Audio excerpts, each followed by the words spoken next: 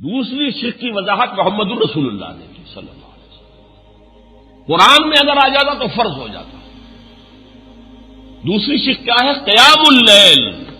رمضان میں رات کو، دن میں روزہ، رات کو کھڑے ہو کر رات کا اکثر حصہ گزارنا. چنانچہ اب دیکھیے پہلا صفحہ نکال لیجئے. یہ خطبہ ہے حضور نے شعبان کے آخری دن دیا تھا صحابہ کرام میں. اور کون ہے راوی؟ سلمان فارسی. ان کو اس قدر قرب تھا اور حضور کو ان سے اتنی محبت تھی کہ آپ نے فرمایا سلمان منا اہل البیت، سلمان بھی ہمارے اہل بیت میں سے ہے. تو وہ راوی ہے کہ قال خطبنا رسول اللہ صلی اللہ علیہ وسلم فی آخر یوم من رمضان. ہمیں خطبہ ارشاد فرمایا اللہ کے رسول صلی اللہ علیہ وسلم نے شعبان کے آخری دن. فقال، اور فرمایا یا ایھا الناس قد اظلکم شہر عظیم، تم پر ایک بہت عظمتوں والا مہینہ سایہ فگن ہو گیا ہے. ذل کہتے سائے کو، اظلکم تم پر سایہ فگن ہو گیا ہے. اور اس کے لیے مجھے بہترین جو اس کی تعبیر ملتی ہے وہ انگریزی کا ایک جو محاورہ ہے، coming events cast their shadows before. جو آنے والے واقعات ہیں وہ اپنا کچھ سایہ پہلے سے بھیجنا شروع کر دیتے ہیں. تو گویا کہ مہینہ ابھی نہیں آیا، ابھی تو شعبان ہے، لیکن رمضان کیا عکس آنا شروع ہو گیا. قد اظلکم تم پر سایہ فگن ہو گیا ہے، ایک بڑا عظمتوں والا مہینہ. شہر مبارک بڑے برکتوں والا مہینہ، وہ مہینہ جس میں ایک رات وہ بھی ہے جو 1000 سال سے افضل ہے، لیلۃ القدر. جعل اللہ صیامہ فریضۃ، اللہ نے اس کا روزہ رکھنا تو فرض کر دیا ہے. وقیام لیلہ تطوعا، اور راتوں کو کھڑا رہنا تمہاری مرضی پر چھوڑ دیا. لیکن رات کو تو کسی بھی رات میں آپ کھڑے رہے، تہجد پڑھے، جتنی چاہے پڑھے، وہ مرضی پر تو ہر وقت ہے نا. لیکن گویا کہ کوئی اضافی ترغیب ہے، اضافی تشویق ہے، اضافی تاکید ہے، اس کے لیے فرمایا جعل اللہ، اللہ نے ٹھہرایا ہے اس مہینے کا روزہ رکھنا فرض، فریضۃً، وقیام لیلہ تطوعا، اور اس کی راتوں میں کھڑے رہنا، لیکن یہ مرضی پر، اپنی خواہش. اب ہمیں قیام اللیل کی بات سمجھیے. قیام اللیل سے مراد ساری رات کھڑے رہنا، کھڑے ہی رہنا یا کچھ اور کرنا، نماز پڑھنا، یہ اچھی طرح سمجھیے. قیام اللیل اس کو ہم کیا کریں گے؟ القرآن یفسر بعضہ بعضا، قرآن کا ایک حصہ دوسرے حصے کی تفسیر کرتا ہے. تو آپ نے دیکھا کہ سب سے پہلے حکم آیا حضور کو، یا ایھا المزمل قم اللیل الا قلیلا، اے کمبل میں لپٹ کر لیٹنے والے صلی اللہ علیہ وسلم، کھڑے رہا کرو رات کو سوائے اس کے تھوڑے سے حصے. اچھا، اب اس کی تفصیل کی، نصفہ، آدھی رات، اب انقص منہ قلیلا، یا اس میں سے کچھ کم کر لو. تو آدھی میں سے کچھ کم کریں گے تہائی، اور زد علیہ، یا آدھی پر زیادہ کرو، گویا کہ 2/3. ورتل القرآن ترتیلا، اور پڑھتے رہا کرو قرآن کو ترتیل کے ساتھ، ٹھہر ٹھہر کر اس کے انوار کو اپنے اندر جذب کرتے ہوئے، اسے اپنی روح اور اپنے قلب پر اتارتے ہوئے. یہ ہے قیام اللیل. اسی سورہ مزمل کے آخر میں فرمایا ان ربک یعلم انک تقوم ادنی من ثلثی اللیل ونصفہ وثلثہ وطائفۃ من الذین معک. اے نبی، آپ کے رب کو خوب معلوم ہے کہ آپ اور آپ کے کچھ ساتھی کھڑے رہتے ہیں رات کو 2/3 شب، یا آدھی یا تہائی. یہ صحابہ کا حضور کا معمول تھا. گویا کہ 1/3 شب سے کم پر قیام اللیل کا اطلاق نہیں ہو سکتا. اگر تو یہ تطوعاً پر عمل کرنا ہے تو پھر تو کم سے کم 1/3 شب، ورنہ کوشش کریں 2/3 آدھی شب قرآن کے ساتھ جاگیں، قرآن کے ساتھ بسر کریں، قرآن کو پڑھیں، قرآن کو اتاریں، اس کے انوار کو اپنے اندر جذب کریں، تب بات پوری ہوگی. چنانچہ اب اسی زمرے میں 2 اور حدیثیں آپ کو سنا دینا چاہتا ہوں، وہ صفحہ 6 پر ہے.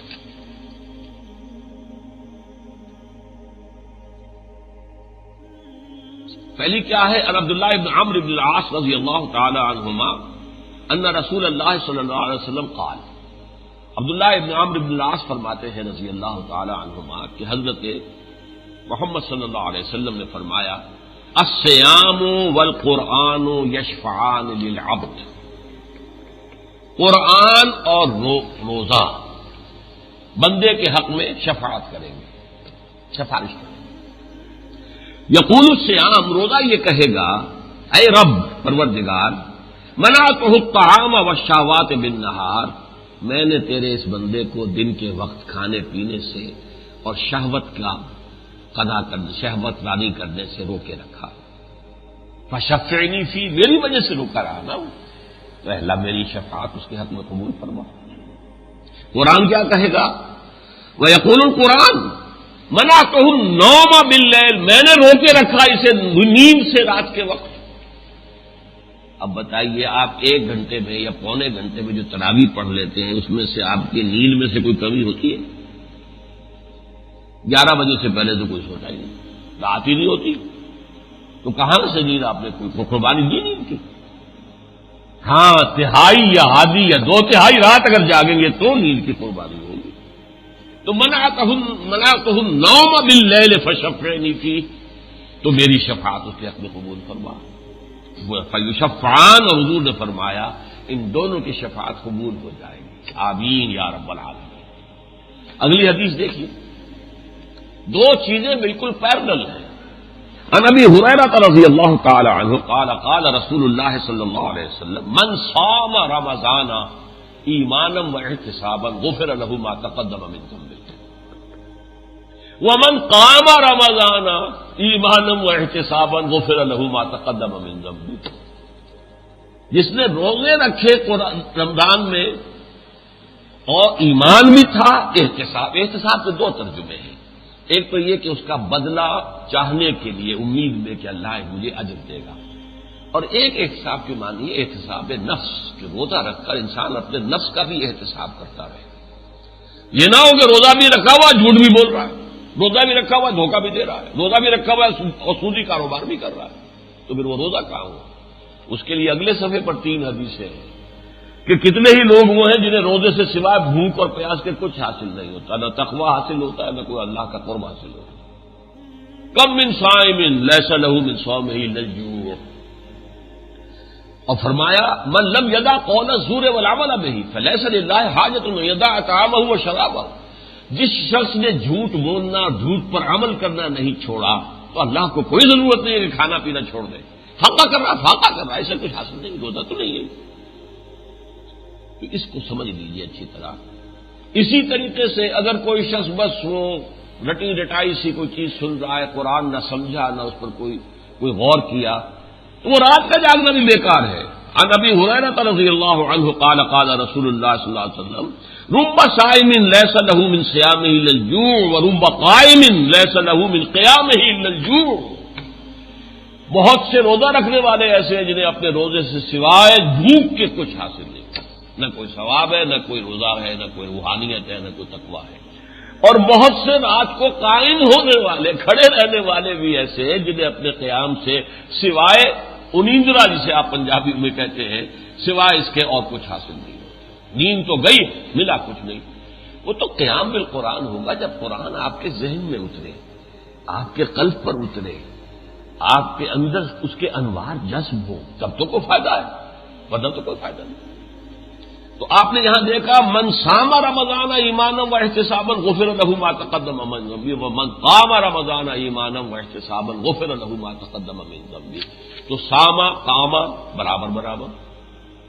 کتنے ہی روزے والے دار ایسے ہیں جنہیں روزے سے بھوک کے سوا حاصل نہیں ہوتا، کتنے ہی رات کو کھڑے رہنے والے ہیں جنہیں سوائے رات کو جاگنے کے اور کچھ حاصل نہیں ہوتا، جو اپنی جو ہے بے خوابی کے سوا اور کچھ حاصل نہیں ہوتا۔ اب اس پر غور کیجئے کہ اصل میں اس کا حل کیا ہے۔ دیکھیے، نمبر 1 بات، حضور کے زمانے میں کوئی نماز تراویح نہیں تھی، کوئی باجماعت نماز، بلکہ تشویق تھی، اپنے طور پر کھڑے رہو، پڑھو، جاگو، قرآن سمجھو، غور کرو، تدبر کرو، یہ بھی ہے۔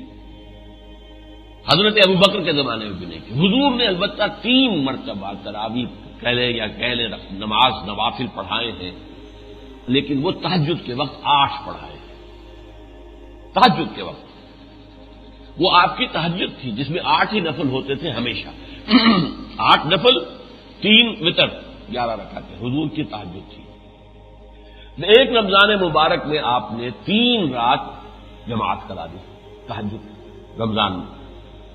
چوتھی رات لوگ حضور برآمد نہیں ہوئے، لوگ کھنگارتے رہے کچھ کہ شاید حضور کی آنکھ نہیں کھلی ہے، کیا ہوا ہے. تو اپنی آوازیں، گجرا تو ساتھ ہی تھا، وہ تو ایک دیوار بیچ کی بات تھی.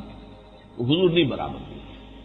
صبح آپ نے فرمایا دیکھو میں اگر مسلسل تمہیں یہ نماز پڑھاتا تو یہ تم پر فرض ہو جائے، اور یہ تمہارے لیے بہت مشقت والی بات ہے، کیونکہ غریب بھی ہیں، امیر بھی ہیں، دن بھر مشقت کرنے والے بھی ہیں. وہ دن کا روزہ ہی رکھ لیں بہت بڑی بات ہے. مزدور جو بیچارہ تعمیر کے اندر لگا ہوا ہے، یہ کسی چلا رہا ہے، اب وہ رات کو بھی جاگے 2/3 1/3 آدھی رات نہیں. تو میں نے اس لیے اسی حدیث کو پکڑ کر اہل حدیث بیٹھے ہوئے ہیں 8 رکعت ہے تراویح. تو حالانکہ بھائی اگر تو یہی حدیث آپ کو لینی ہے تو پھر صرف 3 دن تراویح پڑھے، اور پڑھے بھی تہجد کے وقت. صرف 8 کا عدد لے لیا، یہ بات غلط ہے. ہوا کیا کہ حضرت عمر کے زمانے میں حضرت عمر ایک دفعہ مسجد نبوی میں داخل ہوئے. آپ نے دیکھا کچھ لوگ ایک کونے میں کھڑے ہیں، سب حافظ تو تھے نہیں. تو ایک حافظ صاحب قرآن پڑھ رہے ہیں، باقی 4 8 10 12 آدمی اس کے ساتھ کھڑے ہیں، سن رہے ہیں. لاؤڈ اسپیکر ہوتا ہی نہیں تھا کہ ایک کی آواز پوری مسجد میں گونج رہی. کوئی ادھر کھڑے ہوئے، کوئی ادھر کھڑے ہوئے، گروپس کے اندر لوگ کھڑے ہوئے تھے. تو حضور نے فرمایا، حضرت عمر نے فرمایا کہ کیوں نہ ان کو ایک امام کے پیچھے جمع کر دیا جائے.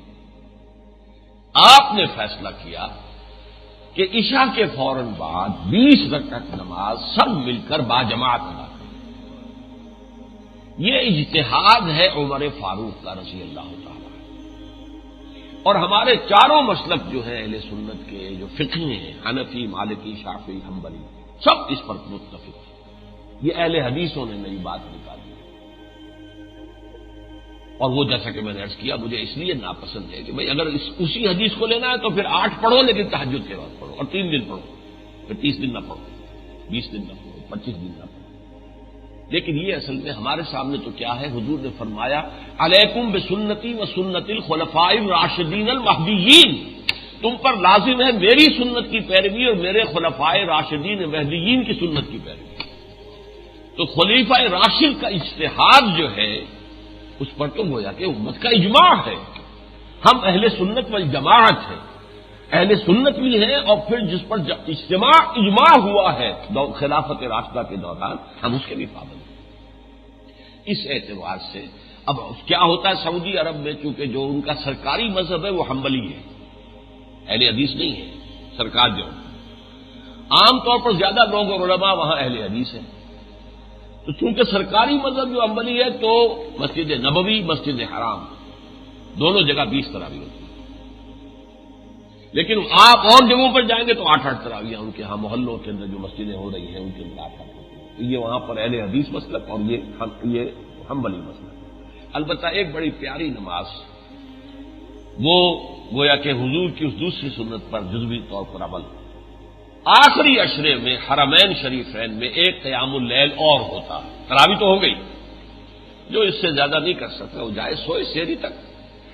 لیکن اب وہ نصف شب کے بعد کھڑے ہوئے، اس کو کہتے ہی قیام اللیل. وہ رات کو کھڑے ہو کر 3 پارے پڑھتے ہیں 8 نوافل کے اندر، اور ایک اضافی ختم قرآن ہو جاتا ہے. سن 71 میں میں نے اس میں شرکت کی ہے، اس کی لذت مجھے آج تک یاد ہے. وہ وقت جو ہوتا ہے وہ تہجد کا وقت ہے. اس میں جو ہے یہ 10 رکعتوں کے اندر 8 رکعتوں کے اندر 3 پارے، 3 سوا 3 ساڑھے 3 پارے. اچھا اب یہ جو 2 گنا پروگرام ہو گیا، دن کا روزہ، رات کا قرآن، قیام بالقرآن، اس کا حاصل کیا ہے؟ پہلا حاصل تو یہ ہے کہ تمہارے اندر قرآن کی عظمت جاگزین ہو جائے گی، لعلکم تشکرون، تاکہ تم شکر کر سکو.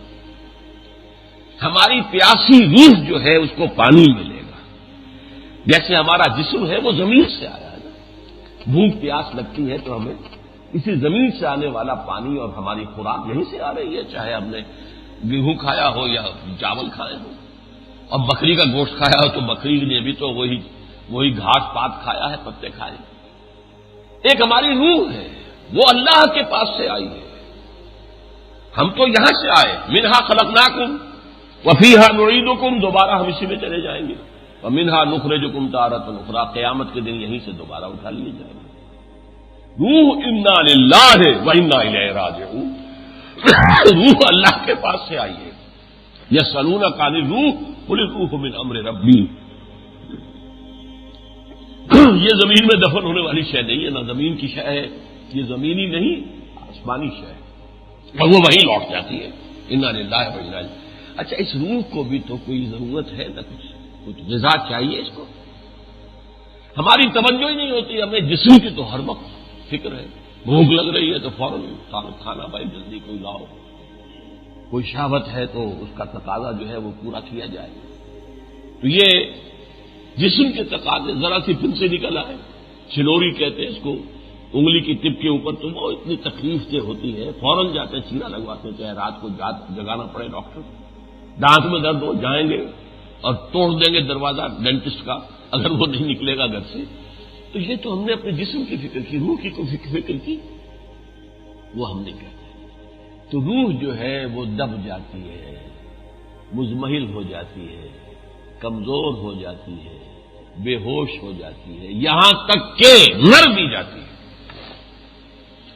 اسی لیے قرآن کہتا ہے یہ مردہ ہے، انہیں زندہ نہ کہو اے نبی، یہ مردہ ہے، جان ان میں ہے، روح نہیں ہے، روح مر چکی ہے، روح ان کے دلوں کے اندر دفن ہو چکی ہے، ان کے دل جو ہے وہ مقبرے ہیں روحوں کے۔ یہ روح اگر ابھی مری نہیں ہے، کمزور ہے، تو اسے غذا دیں گے آپ تو اس کے اندر بھی طاقت آئے گی۔ جس طرح جسم کی غذا زمین سے آتی ہے، روح کی غذا آسمان سے آتی ہے، وہ خود آسمان سے آئی ہے، وہیں سے اس کی غذا آئی۔ قرآن اس کی غذا ہے۔ اس قرآن کے ذریعے سے راتوں کو کھڑے رہ کر اس روح کو تقویت دو، اسے تکڑا کرو، اسے مضبوط کرو، اس کو تقویت دو، اس کو تغذیہ دو، غذا قرآن۔ اس کے سوا مرغن کھانے سے روح تو دب جاتی ہے، وہ ابھرتی نہیں ہے، جتنا نفس کا دباؤ بڑھے گا روح اتنی دب جائے گی۔ آپ نے دن بھر روزہ رکھا، جسم کو کچھ نہ کچھ تو مزمحل آدمی ہو جاتا ہے، چاہے سردی کا روزہ ہو، شام کے وقت جو ہے ایک اسبلال ہوتا ہے۔ اچھا، روح کو یہ وزن کم ہوا اگر جسم کا تو روح کو کچھ ریلیف ملا، اٹھی، پھر آپ نے اس کو رات کو کھڑے ہو کر قرآن کا کہ آبیاری قرآن کے ذریعے سے کی، وہ تر و تازہ ہو گئی۔ جب وہ تر و تازہ ہو جاتی ہے تو پھر وہ اپنے رب کی طرف متوجہ ہوتی ہے۔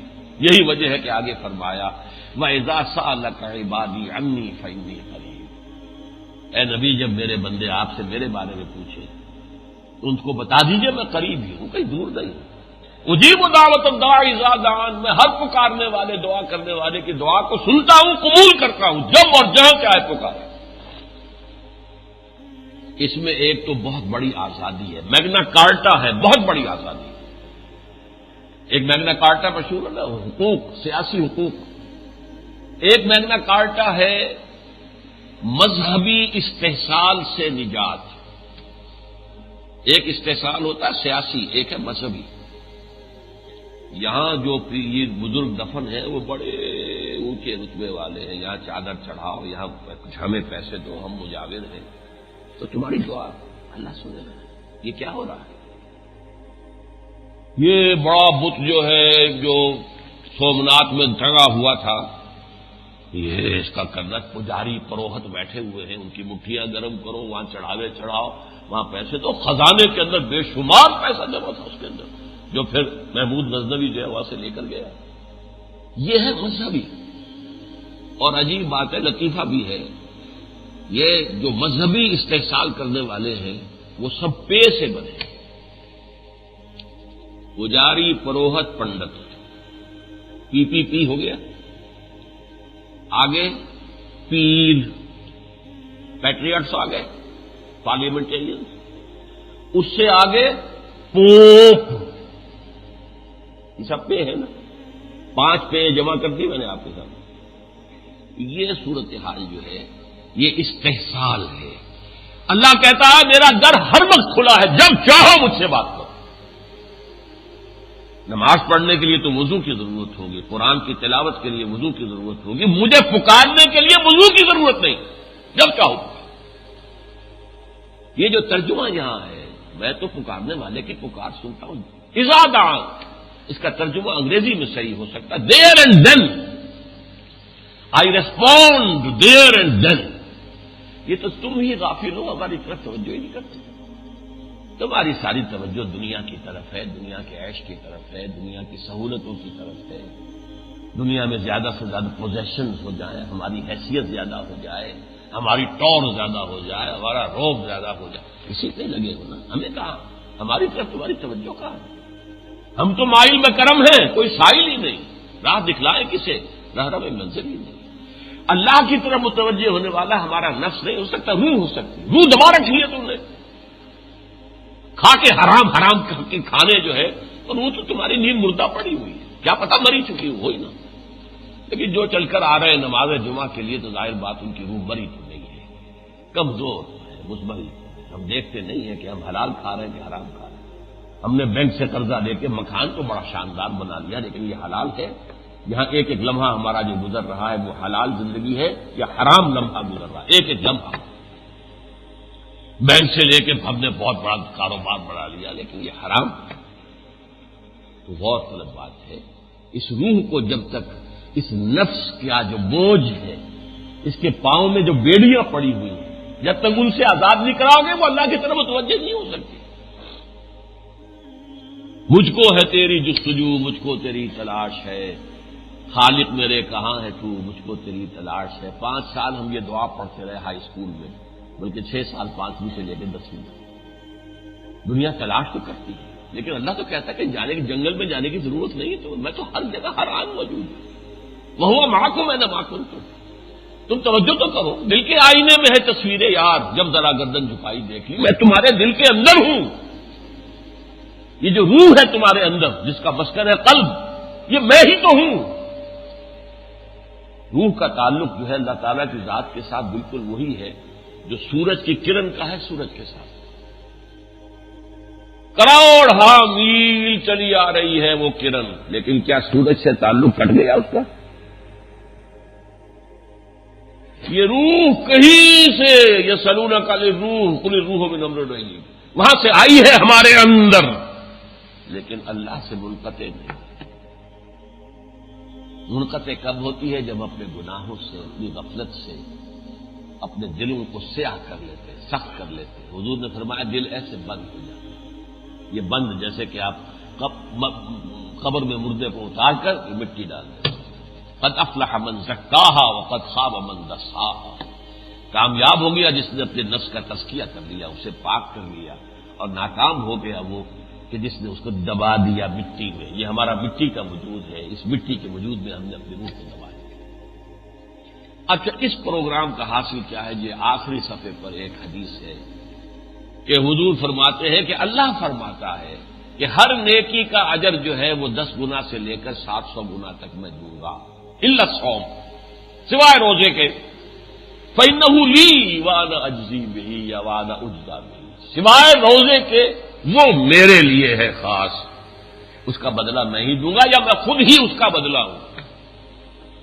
اس پر میرا کتابچہ ہے عظمت صوم، پھر عظمت صیام و قیام قرآن کے رمضان مبارک، اور مسلمانوں پر قرآن مجید کے حقوق. آپ اگر ہمت کریں، اور میری آج کی گفتگو سے کوئی بات واضح ہوئی ہو، اور آپ اگر واقعی چاہتے ہو کہ آپ رمضان کی برکتوں سے کسی درجے میں مستفید ہو سکیں. ہم نے یہ قیام اللیل کا فیصلہ کس طرح کیا آپ کو معلوم ہے. 20 سال ہو گئے ہم اس مسجد کے اندر رات کو جاگتے ہیں، لیکن 20 طرح بھی حضرت عمر کا جو فتویٰ ہے جو اس پر قائم ہے. 4 رکعتوں سے پہلے بیٹھ گئے، قرآن کا ترجمہ، قرآن کا مختصر تشریح سن لی، پھر کھڑے ہو گئے، امام صاحب پڑھ رہے ہیں، ہم سن رہے ہیں. تو ابھی چونکہ ترجمہ سنا تو کچھ نہ کچھ تو نیچے جا رہا ہے نا، آپ کے دماغ میں، آپ کے دل میں اتر رہا ہے. پھر دوبارہ بیٹھ گئے، 4 رکعتوں میں آگے جو پڑھنی ہے 4 کی، پھر ان کا ترجمہ، ان کی تشریح ہو گئی، پھر کھڑے ہو گئے. اس طرح 4 گھنٹے 5 گھنٹے بلکہ شروع میں تو 6 گھنٹے تک کی بات تھی. اس کے بعد ہم نے کوئی مختصر کیا ہے. اور اب چونکہ میں یہ کام اب چھوڑ بیٹھا ہوں 2 سالوں سے، اب میری صحت اس کا تحمل نہیں کر سکتی. لیکن اللہ کا شکر ہے میرے 3 بیٹے کر رہے ہیں. 3 بیٹے تو سلمی ہیں اور سینکڑوں بیٹے ہیں اب جو کر رہے ہیں. 30، 40، 50 جگہوں پر ہو رہا ہے کراچی میں، یہاں پر بھی 15، 20 جگہوں پر ضرور ہوگا، لاہور میں بھی اور ہر جگہ، ملتان میں اور فیصل آباد میں اور جھنگ میں اور راول پنڈی میں، اسلام آباد میں ہوگا. اور اس کے لیے ایک مثال میرے سامنے آ گئی تھی. یہ رات کے قیام کی اہمیت سمجھی تھی جو کہ عام علماء کے علم میں نہیں ہے. شیخ الحدیث جو بہت مشہور ہے تبلیغی جماعت کا، جو سارا نصاب ہے انہی کا لکھا ہوا ہے، مولانا زکریا، مولانا محمد زکریا رحمۃ اللہ علیہ شیخ الحدیث، ان کی ایک خانقاہ ہے سہارنپور میں. وہ وہاں کیا کرتے تھے کہ 4 رکعت تراویح پڑھی اور پھر ڈسپرس ہو گئے. اب کوئی اپنے طور پر نفل پڑھ رہا ہے، کوئی اپنے طور پہ قرآن پڑھ رہا ہے، تلاوت کر رہا ہے. پونے گھنٹے بعد، آدھے گھنٹے بعد پھر جمع ہو گئے. پھر 4 رکعت پڑھی، پھر منتشر، پھر 4 پڑھی، پھر منتشر، پھر 4 پڑھی، جاگ رہے ہیں. تو اس طریقے سے تقریباً سحری تک ان کا جو ہے یہ قیام اللیل، 2/3 شب تو تبھی بنتی ہے کہ 2/3 شب تک. لیکن یہ کہ اس میں انفرادی طور پر کسی نے کیا کیا، ہم نے اجتماعی کر لیا ہے.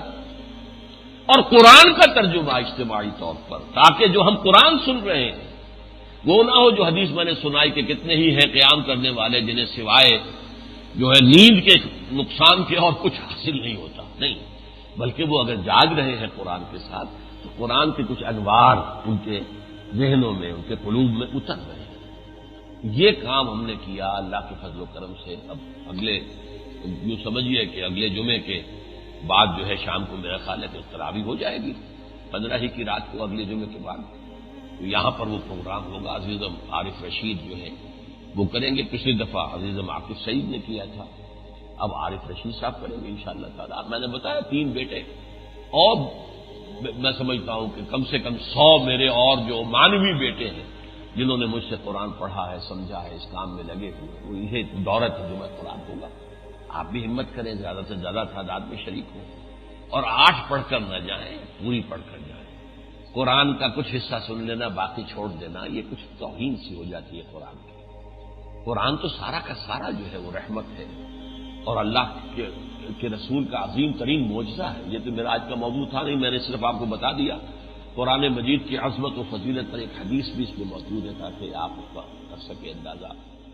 اب آپ سنتیں پڑھ لیجیے.